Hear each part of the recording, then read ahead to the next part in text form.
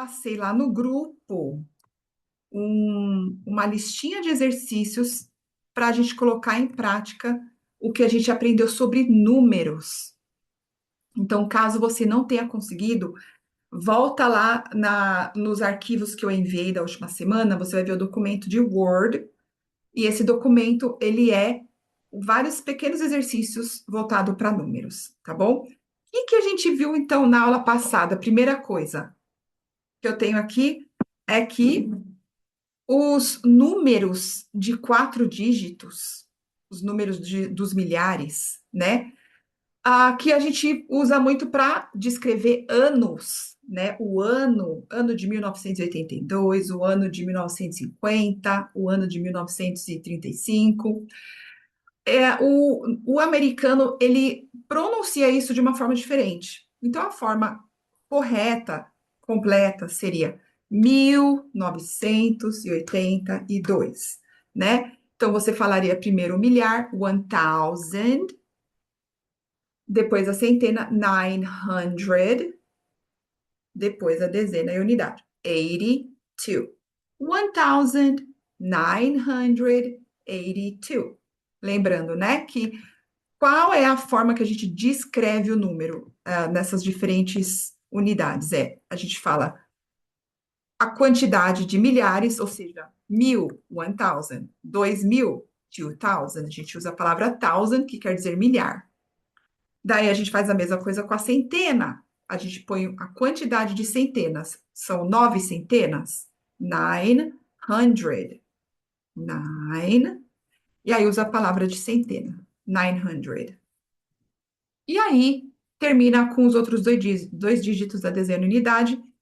80, que é 80, né? 82. Beleza. Essa é a forma tradicional de falar o número, certo? Porém, como a gente treinou na aula passada, é muito comum o americano dividir esse número em duas dezenas. Quando ele pega o número de milhar, divide esse número em duas dezenas. Então a gente pensa assim: a gente quebra o número aqui.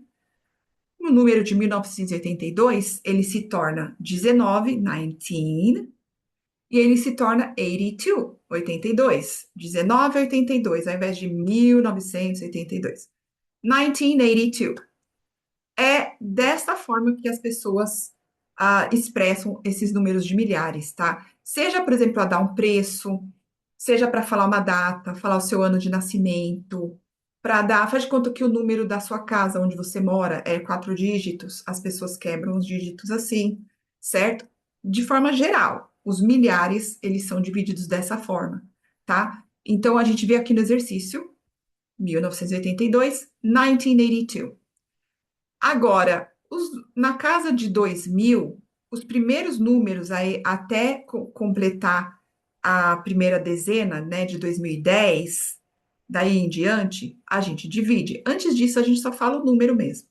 2005. Acho que porque seria estranho falar 2005, falar 2005. Então, até chegar no 10, na décima dezena, né, número 10, a gente usa o número normal mesmo, por completo. 2003, 2002, 2008, 2009. Aí, se a pessoa quiser, a partir de 2010, ela pode dividir. 2010. Então, o número 2000 se torna 20, e aí o outro número, a gente fala a dezena normalmente. Faz de conta se fosse 2011, a gente falaria 2011. 2011, certo? Normal. Ou 2011, certo? E a gente pode ir quebrando o número assim por diante. Esse 1, 2, 3, 4 tem aí escrito 1234, eu poderia falar 1234, certo? Novamente, número abaixo da primeira dezena, 3009, mantém 3009. Agora eu tenho aqui um número maior, com um milhar mais alto. Então, 12,000, olha aí. Continua, mantém o thousand. Se for 100 mil, 100,000, mantém o thousand, que é a palavra milhar, né? 12,000, 12.500, 500. 12,500. 1999, divide o número novamente, 1999. 2024, lembrando, né? Eu posso falar 2024 ou 2024. Também posso falar acima de 2010. 2024. Não tem esse aqui, não. 2024, tá? 10.001, 10,001. 10,001. Então, é normal, se tiver só uma unidade, você mantém, fala aquela única unidade no final do número. Muito bem. Olha aqui, olha. Qual é a descrição de cada um desses números na forma ordinal delas, ok? Então, primeiro, segundo, terceiro, quarto e quinto. A gente tem o número 1, que é o primeiro, em inglês é first, que seria a letra D. Letra D. First. A gente viu isso na outra aula, né? Qual que é o dígito 2, ou seja, segundo no inglês? A gente tem aí, olha as opções. Letra A, fifth. Letra B, third. Letra C, second. Letra D, first. Letra E, fourth. Qual é a palavra para o número segundo, né? É a letra C, second. Second. Terceiro número aqui seria terceiro. Em inglês, qual é a opção? Terceiro. Nessas que estão listadas aí, a gente já viu first, a gente viu second. Então, agora é a letra B, third. Third, tá? A opção 4, que seria quarto, em inglês. A gente viu first, second, third. Qual que vem depois disso? É a letra E, fourth. Fourth. E por último, o quinto. Quinto é fifth. Fifth. Que é o último que sobrou, né? Fifth. Não sei se você conseguiu dar uma olhada nesses números, se você já memorizou essa ordem. Eu falei na aula passada, né? Os números ordinais, eles são muito usados para data, então vale muito a pena, tá? Também para passagens bíblicas se usa demais. O quinto capítulo de Mateus, né? Eles usam, a gente usa muito, até no português, os números ordinais para isso. Então, vale a pena a gente memorizar, tá? Através de exercícios, se expondo, ouvindo talvez um áudio ou um vídeo, para a gente memorizar esses números, porque não é uma coisa que a gente vê com muita frequência em aulas, né? Agora aqui, alguns exercícios para a gente praticar esses números maiores. Lembra, a gente mantém o primeiro dígito, quando são aí acima de 20, né? De 20 para cima, a gente repete o padrão. O que que a gente faz? A gente coloca o número da dezena normal, sem usar o ordinal, só o cardinal mesmo. Então, ou seja, 20, 21, 21º no português, né? Seria o número 20, 20, e aí o último dígito é que a gente transforma no ordinal, seria 21st. 21st. Então, o primeiro fica normal. 20, o segundo dígito é que muda. E aí vai assim por toda a ordem de 21 até 29, né? 21st, 22nd, 23rd, 24th. Lembra, número 20 continua igual, só o último dígito que eu mudo.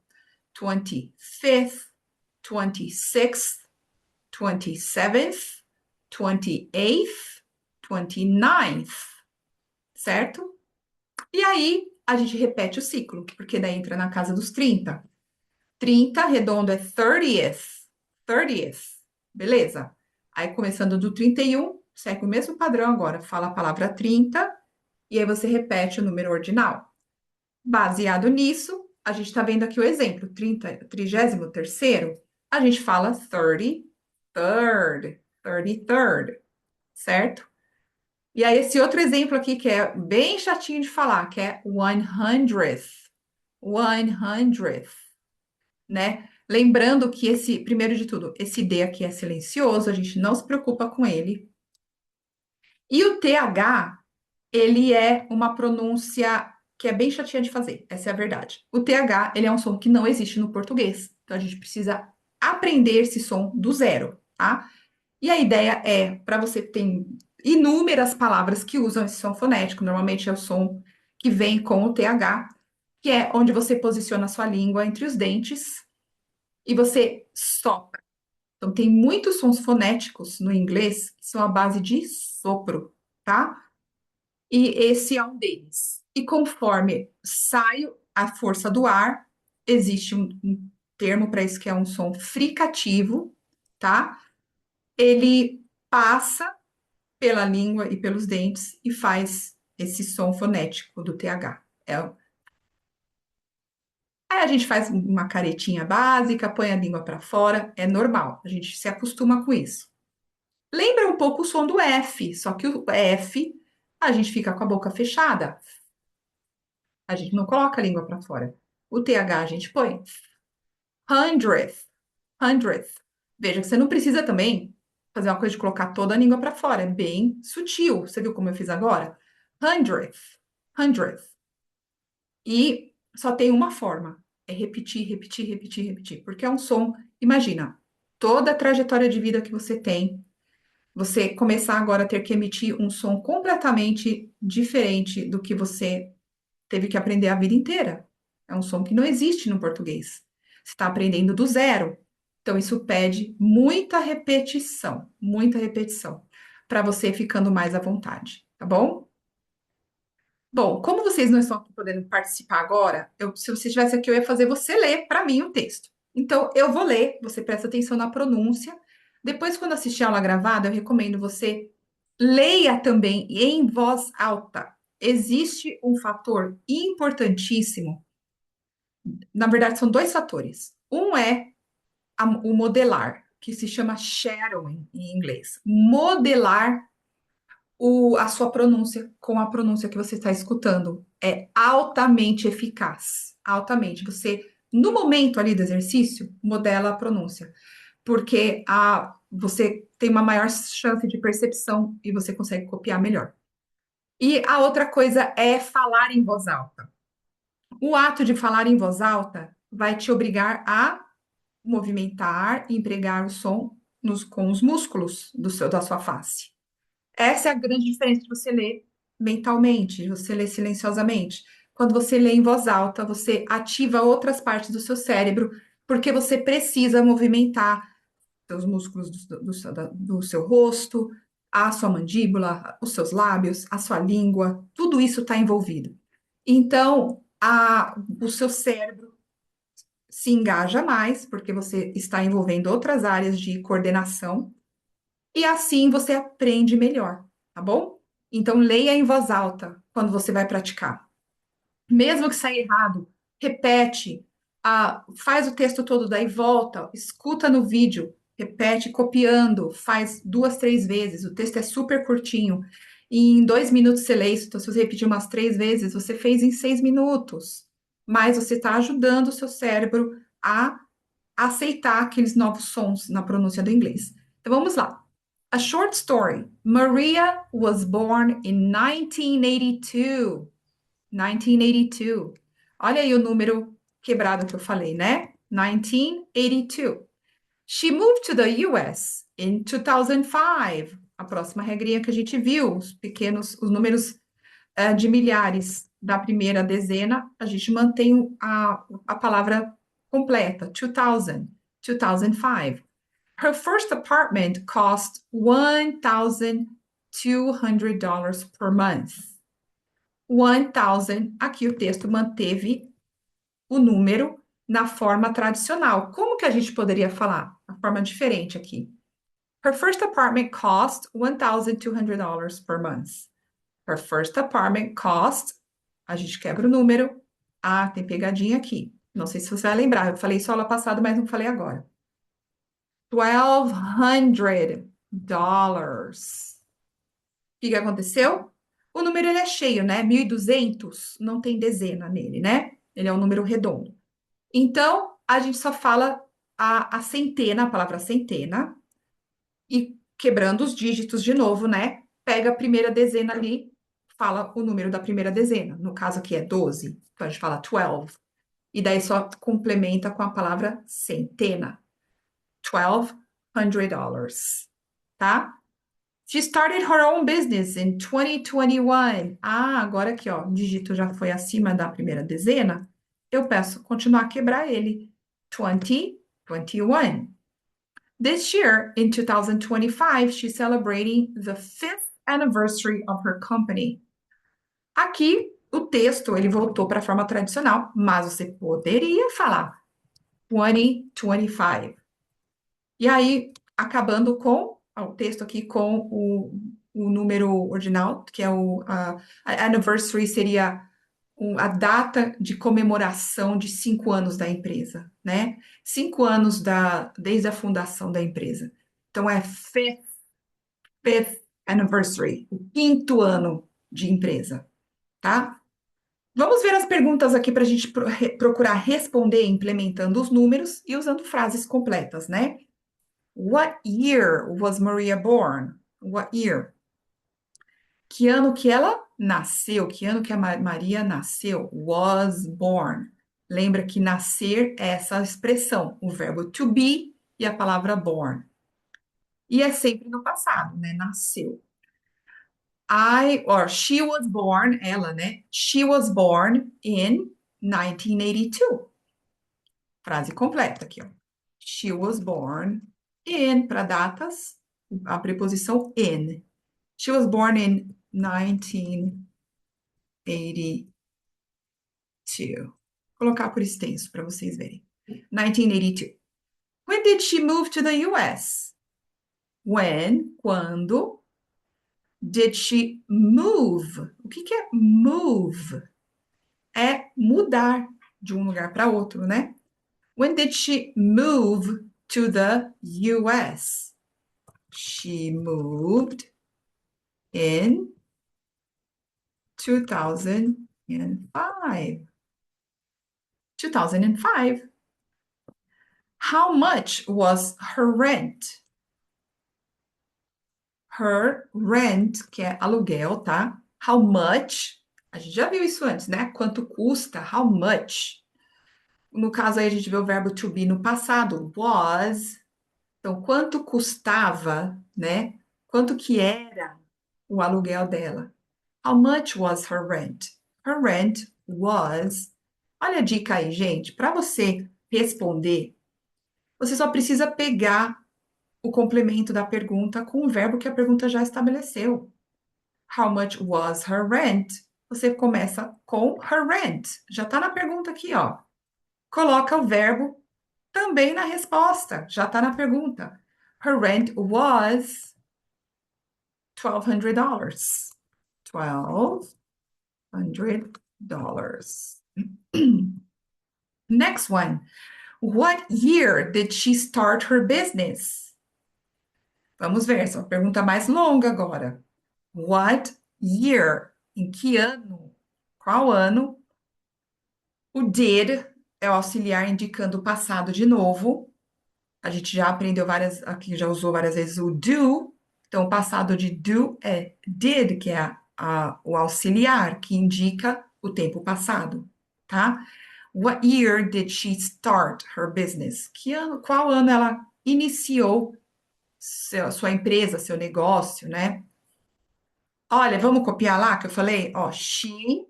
Eu começo aqui na minha resposta, porque já está na pergunta. Eu não preciso reinventar tudo. What year did she start her business? She started. Coloquei agora o verbo no passado. Started her business. Copiando ali da pergunta. She started her business in. Quando que ela começou a empresa? She started her business in 2021. Eu estou colocando,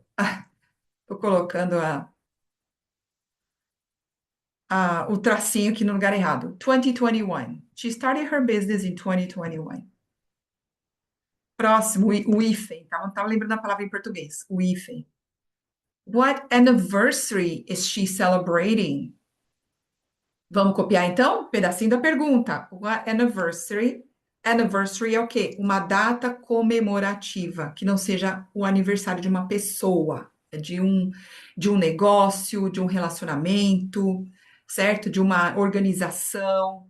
Tudo que não é uma pessoa, a gente celebra a data de início daquilo ali, chamando anniversary. Então, a gente celebra um aniversário de casamento, a palavra é anniversary, my wedding anniversary. Celebra a data de início de uma igreja, the church anniversary, certo? Essa é a ideia. Então, aqui no caso dela, da Maria, o data de aniversário do início da empresa dela. This year, in 2025 or in 2025, she is celebrating. A gente pode copiar isso aí para a resposta. Então, a pergunta: What anniversary is she celebrating? Vamos lá. She, vamos começar aqui. Inverter o verbo, porque é a resposta, né? She is celebrating her fifth. Vamos pôr the, igual ao texto. The fifth anniversary of her company. Or of her business, tá? Business, company, as duas coisas dão certo.